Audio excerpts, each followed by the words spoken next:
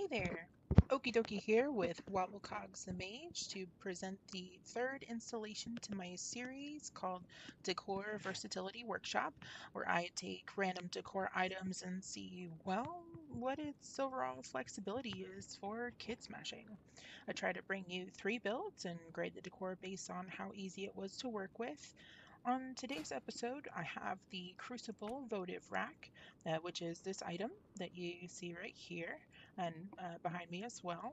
Now, to obtain this item, it is simply just a rate drop. You'd head on over to the Crucible of Storms, which is part of the BFA expansion, and it drops off the very first boss on any difficulty.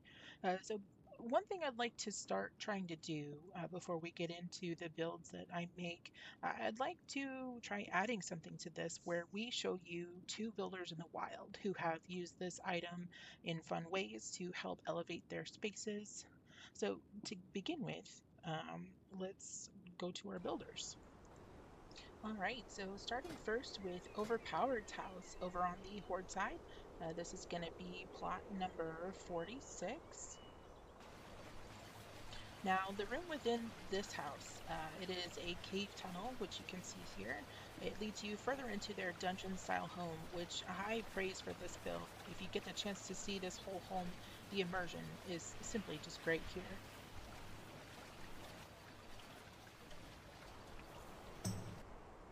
All right, and then the second builder is going to be Necroscope over on the Horde side, plot number 39. All right, so Necro's home is a Tide Sage themed room, and boy does this bring the drama. When I came into this room, I'm not even joking when I tell you my frame rate plummeted the first time, and from all the candle effects, but man, is it worth it. Just look at the vibes in this room. Outstanding. All right, well, now that we've seen the builders in the wild, let's see how far we can really push this Crucible Votive Rack. So, looking at this item, just to kind of assess what we've really got to work with here, obviously you can see the drama behind it with all these candles sitting on top of a very, dark black metal rack.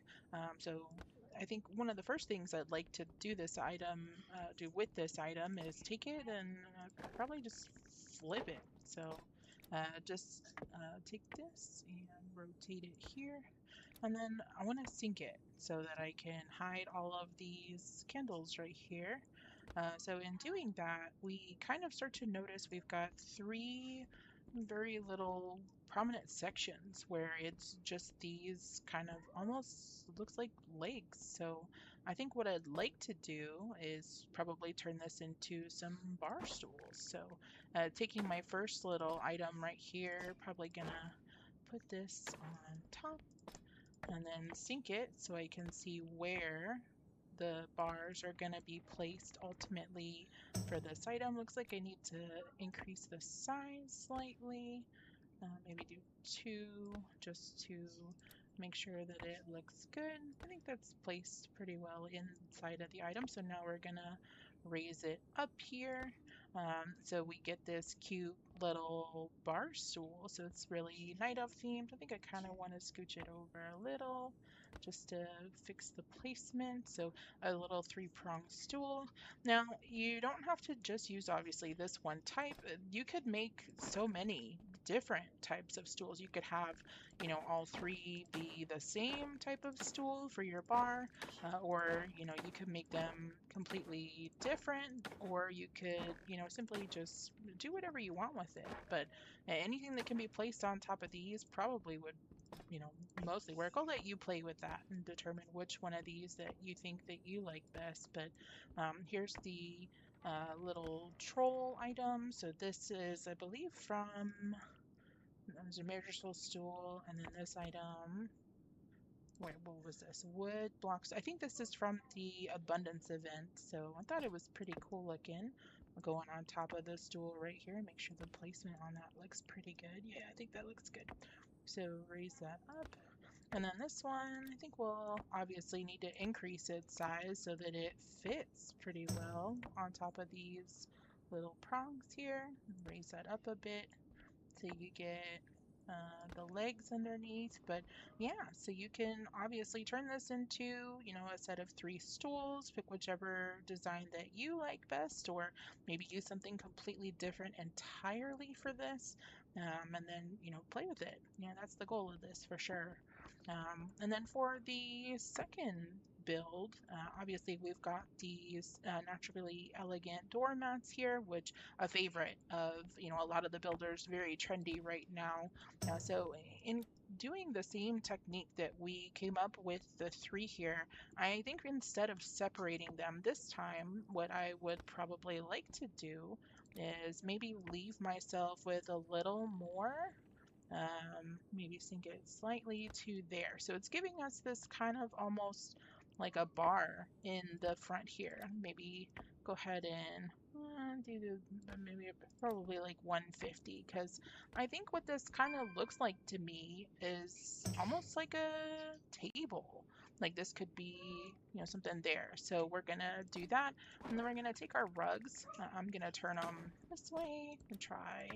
Let's see if we like up to max, and put this in here. And then let's get our second one. See if this fits. I'm gonna increase this all the way. Probably scoot this in a bit just to make sure these are even. Scoot this right here. Make sure they look pretty good. Maybe this, adjust it a little more forward. And then I want to raise them up so that we are just above those right there. And I don't really think I want the pattern, but if you decide obviously that you want to keep the pattern, by all means, this is kind of more of like giving us that industrial style table. So, and flip this. Pardon me, let me make the adjustments. Did that work? Looks like we're off slightly. Okay. Are we even on top? Yeah, I think we are. So I think it looks pretty great. Something else that you could do to really enhance this table would be probably to, let me see if I have any baskets. Yeah, so I've got a couple baskets. You could make this maybe like a workstation for one of your characters. Maybe you rotate this guy and, stick it underneath behind this bar. And then it can serve as kind of like a little railing for, something for you. Kind of like maybe, I don't know, a support for this little basket guy right here. Let's see if that's fully on there. And scoot that back a little bit. There we go. And then maybe take their second basket and we will scoot him back right there. And then these guys probably to be a little closer to each other. Some slight adjustments. What are we doing? Okay, maybe a little more forward. Probably up, forward. Looks pretty good. So we have our table, which you could decorate, pretty much any way that you see fit. So if you want to make it a workstation, do whatever it is you like, absolutely. This is just an idea that we're workshopping to show you other ways that, we can use this Crucible votive rack. And so the next section, I kind of struggled to like coming up with other designs. So we have obvious choices where we can use those nice dark bar legs to make, furniture. But for a third item, I'm like, okay, how are we gonna grade this item? So I think what I was doing ultimately was to, flip it on its side and see, what can I come from this. Um, I think this part was, it was quite a bit harder for me to figure out. So what I ended up coming up with was a door. So in taking these items, what I wanted to do was line up just the first set of bars. So let me see if I can make the adjustments, but I think I have to flip this guy maybe around this way and then line it up with that. a little more forward because we want these right here in the front to connect for this build. So let me try to get it in a little bit closer, a little too high. Okay, so we've got connecting points here. I'm actually going to raise this up, I think. Actually, nah. I think that's a good height. So the next thing I'm gonna grab is this guy. So these are just small wooden tiles. Ultimately, I do have two of them here, so you can probably see the separation. And the goal is to try to use this as like a stylized door. So we want to bring these a bit closer to our metal bars here to give them this nice, like, stylish dark metal. So let me pull this in a bit closer. Okay, so we've got kind of like the idea of our door here. So we want to bring in probably some beams. I really like these Agramar beam platforms because of the rough style of the wood. So I'm going to grab 3 of these, and then I am going to rotate these guys upwards. And then we are going to enclose this door to hide the rest of the rack here and make sure that it just barely peeks through, and then enclose there, and rotate this guy up, bring him on over, and then again we're gonna just tuck this in till we just barely cover the edges, make sure that's fully connected. And I think for the top beam I'm gonna, oops, grab the wrong thing, let's get our beam. We're going to take this guy and we want him to go across the top, but I'm going to mess with the placement and I'm going to sink him in so that you can see. There we go. So very nice. I'm going to pull my rug out a little bit because I don't like it being right fully there. And then we're going to now fully enclose this with our walls. So bring these nice Belemeth walls in. Grab the right tools. Okay, and then scooch that one in a bit, probably tuck him backwards slightly. And then we've got this gap right up here. So what I did was I took a smaller Belemeth wall just for this demonstration. I'm gonna take this guy because I like this top border right here, and I'm gonna flip this upside down. I'm gonna take this and raise it. Oh, try to do this correctly. Scoot it backwards and then push it downwards. Let's see if we did that right. Where is our, there we go. Okay, so that it sets not quite within our beam here, so we want it to go pretty flat across the top. Maybe we'll pull it forward slightly just to give ourselves a nice level bar across the top to kind of hide these beams a little more. Maybe scoot this back just a tiny bit more. Maybe we'll lower this. There we go. That way it's nice and tuck in and cozy. Oh, we're missing one of our bars. Let's pull him more forward. And then make your adjustments. So probably this one, come forward. And this one. That way you can get that nice bar going across the both sides. And then bring our top wall a bit more forward. Cool. So now kind of want to light this guy up. So I think what I would probably use, at least for this demonstration, I'm going to take this nice Founder's Point lamp. I love the lighting for this item specifically. It's so luminous and it's really useful. So I tend to use this one frequently in a lot of my stuff, and that just looks so warm. So nice. I really enjoy that.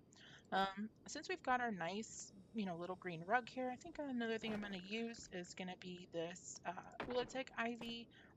So I think it's really cool. It's like this beautiful, cool green color. So just to accent the door, I'm gonna just tuck it right up in there.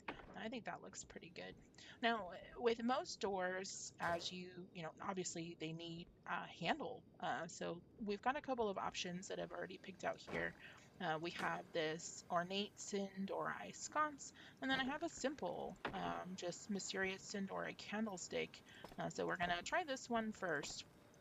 This one, by taking it and then rotating it at the base, we're gonna get a very cool gold doorknob. So take this guy and we're gonna sink him into our door here and then just position him correctly. Probably make that a bit smaller. It's a little comically large, I think. So maybe down to like 70% looks pretty good. So we've got, the makings of a pretty cool looking door with this awesome, metal decoration going across the front of it. Now let me show you the other doorknob because we've got this guy right here, which could be a really cool, unique option for you too, especially with this, beautiful gold, detail on it. So I'm gonna take this and just rotate it.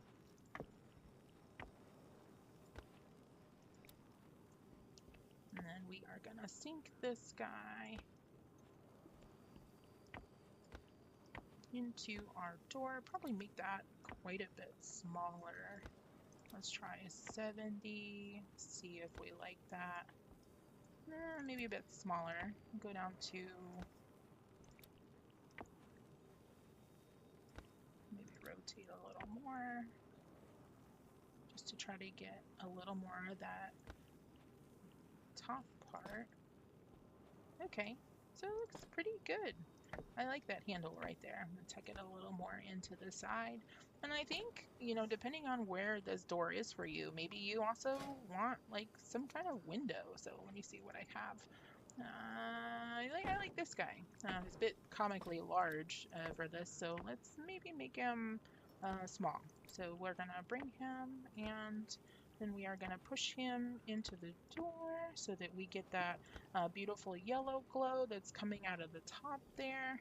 And so, yeah, I like that. So we've got our door, we've got our table set up here, and then we also have, our stools. So I hope that this kind of helps you guys brainstorm and helps you kind of see the process of, what we go to try to workshop these items and try to put together new things, from what's existing.